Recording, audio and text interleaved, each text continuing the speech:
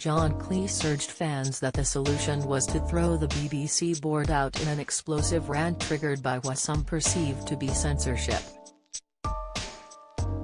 Both Gary Lineker and David Attenborough are at the center of dramatic debates focused on the channel, and the Fawlty Towers star didn't hesitate to join the argument.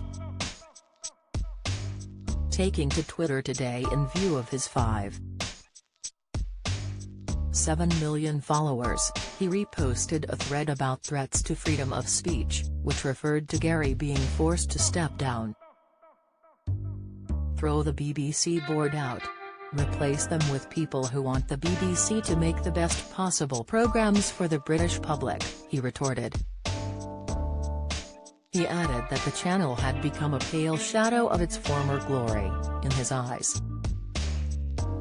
The rant comes hot on the heels of another comment the former Monty Python star made about leaving the BBC over his Fawlty Towers reboot. Had disclosed his fears that he wouldn't be given sufficient freedom to express his character in a world where cancel culture is so prevalent. The thread John had responded to this morning, by tweeter @LouisHenwood, had blasted Gary Lineker forced to step down by #BBC board for criticism of the government's incendiary language. #David Attenborough episode taken off live broadcast for criticism of environmental policy. This isn't about impartiality. It is government censorship of progressive voices. The news about Gary being suspended, reportedly for refusing to apologize and agree to moderate his social media comments more closely, was released yesterday, and the nation has been in uproar ever since. Gary had described the Conservative government's new policy against illegal immigration as immeasurably cruel and expressed his concerns that the language used harked back to 1930s Germany.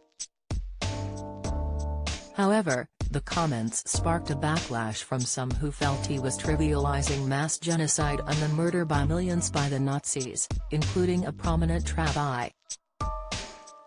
On the other hand, some agreed with him while many felt he should be entitled to share his opinion. One of those was Jeremy Clarkson, who defended in his Sun column today that his opinion was valid despite the fact that all of the people arriving in Kent have come from France, which, last time I looked, is not a war zone. Jeremy has come under fire himself in recent weeks for his incendiary comments about Meghan Markle, after he clumsily referenced a Game of Thrones scene and told the world he'd like to see her paraded naked through the streets and pelted with excrement.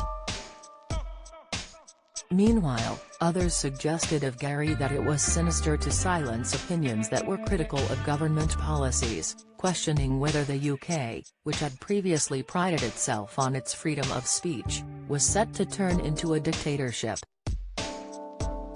One tweeter responding to John's post said that although he agreed with Gary, he didn't believe he had been silenced. It's relatively simple in that if he signs a BBC contract he is bound by those terms. He can always move to ITV or Sky, Simon Bennett shrugged. David who 25795073 agreed, this is about guidelines and terms and conditions of employment. Gary constantly pushed and manipulated them until he broke them.